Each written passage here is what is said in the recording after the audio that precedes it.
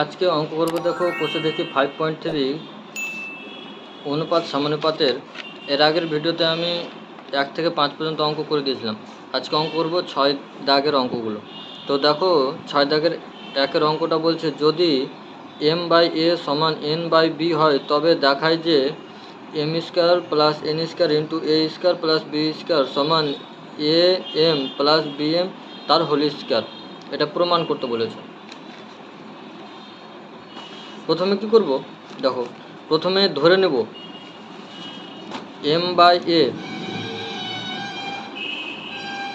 এটার আছে m/a by n/b সমান কে ধরে নেব। কে একটা কি ধ্রুবক আর কে নট ইকুয়াল টু 0।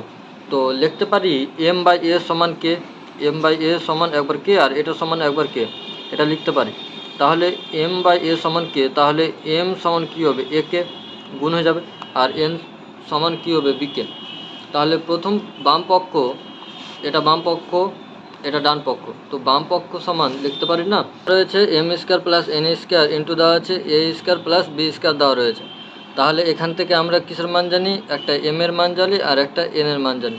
তাহলে এখানে m আর n এর মান জানি, f আর b এর মান জানি না, তাহলে এই দুটো সেম থাকবে আর m আর n এর মানটা বসিয়ে দেবো। তাহলে m আর n এর মান যদি বসাই, m এর মান তার হোল স্কয়ার আছে, তাহলে এখানে হবে a² k² হয়ে গেল, প্লাস এখানে কি আছে n এর মান b কে, তাহলে b² k² into a² plus b²। এখান থেকে এই দুটো থেকে k² কমন যাচ্ছে, তাহলে k² কমন নিয়ে এলাম, তো পড়ে থাকছে কি a² প্লাস b² পড়ে থাকছে, আর এখানে সেম থেকে যাচ্ছে a² প্লাস b²। তাহলে এখান থেকে এই দুটো সেম আছে, তাহলে এটার হোল স্কয়ার লিখতে পারি আর এটা দেখে দিতে পারি। তাহলে k² into a² plus b² তার হোল স্কয়ার পেয়ে গেলাম। এবার ডান পক্ষে কি রয়েছে, am প্লাস bm তার হোল স্কয়ার দেওয়া রয়েছে। তাহলে ডান পক্ষে কী দেওয়া রয়েছে এটা, তাহলে m আর n এর মান জানি, তাহলে a into a k plus b into b কে তার হোল স্কয়ার হয়ে গেলো। তাহলে a আর a গুণ করলে a², b আর b গুণ করলে b²। তাহলে এখান থেকে পেলাম আমি a² কে প্লাস b² কে তার হোল স্কয়ার পেয়ে গেছি। তাহলে এখান থেকে কে আছে আর উপরে হোল স্কয়ার রয়েছে, এখান থেকে যদি কে যদি বেরোয় তাহলে হোল স্কয়ার নিয়ে বেরোবে, তাহলে k² বেরিয়ে গেল, আর থাকছে পড়ে কি a² প্লাস b² তার হোল স্কয়ার থেকে যাচ্ছে। তাহলে দেখো বাম পক্ষের এটা আর ডান পক্ষের এটা দুটো সমান, তাহলে এটাই প্রমাণিত হয়ে গেল। এবার দেখো 2 দাগের অঙ্ক বলেছে a/b সমান x/y হয় তবে দেখায় যে a plus b into a² plus b² into x³ সমান x plus y into x² plus y² into a³ সেমভাবেই প্রমাণ করব আগেটার মতনই।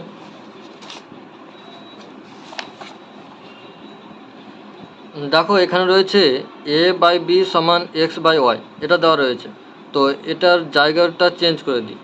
তো এখানে রয়েছে b আর এখানে রয়েছে x, তাহলে xটা এখানে আসবে আর এখানে নিয়ে আসবো আর bটাকে y এর উপরে, তাহলে আমরা পাচ্ছি কি a/x সমান পেয়ে যাচ্ছি কি b/y পেয়ে যাচ্ছি। তাহলে এটা এবার পেয়ে গেলাম। এবার ধরি কে, এবার ধরে নেব কে, তাহলে ax সমান by সমান কে ধরে নিলাম, তাহলে কে নট ইকুয়াল টু 0 আর কে একটা কি ধ্রুবক। তাহলে এখান থেকে এটা সমান কে আর এটা সমান কে লিখতে পারি, তাহলে a সমান কি পেলাম kx আর b সমান ky পেয়ে নিলাম। তাহলে বাম পক্ষে যেটা দেওয়া রয়েছে, এটা দেওয়া রয়েছে a plus B into a² plus b² into x³ দেওয়া রয়েছে। তাহলে এখান থেকে a b এর মান জানি, তা x এর মান জানি, x এর মানটা বসাবো না, ঠিক যাবে। তাহলে এখান থেকে যদি a এর মান বোঝায় তাহলে a kx প্লাস ky হয়ে গেল, আর এখানে স্কয়ার আছে তার হলো স্কয়ার হয়ে গেল k² x² প্লাস এখানে কি হলো k² y² হয়ে গেল, এটা x³ থেকে গেল।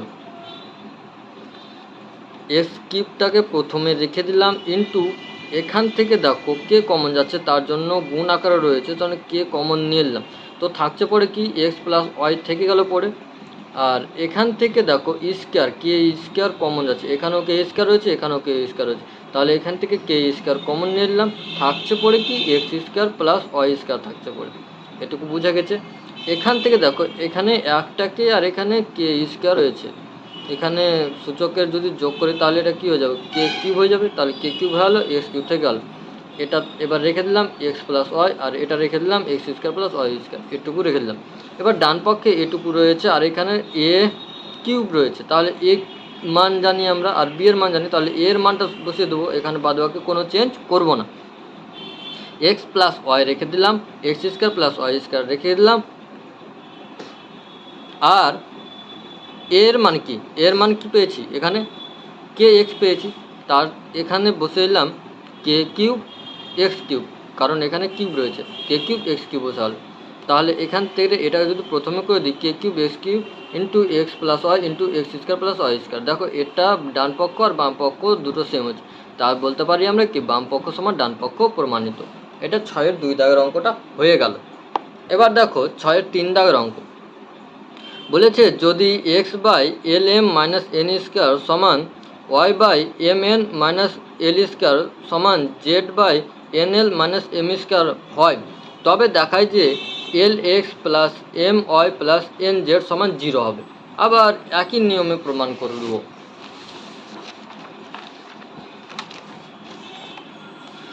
তো প্রথমে এইটুকু সমান কি ধরবো, কে ধরে নেব।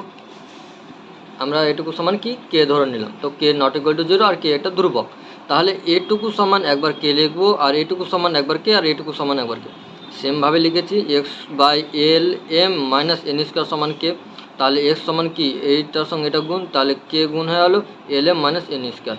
ওয়াই সমান কি পেয়েছি K into m n minus l square. আর জেড সমান কি পেলাম K into n l minus m square পেয়ে গেছি। আর আমার এটা দেওয়া আছে, তাহলে এখন l x plus m y plus n Z.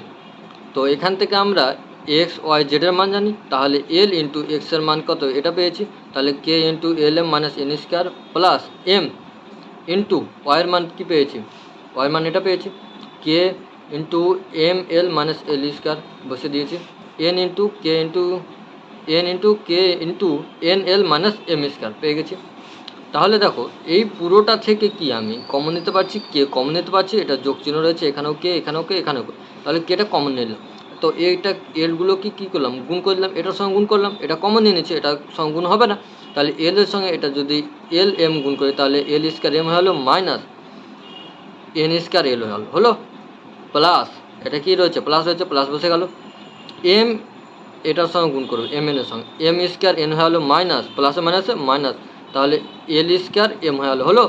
এখান থেকে কী হচ্ছে প্লাস বসে হলো, তাহলে এই এন এল আছে, এন এর সঙ্গে এন স্কোয়ার হলো L minus n square N হলো।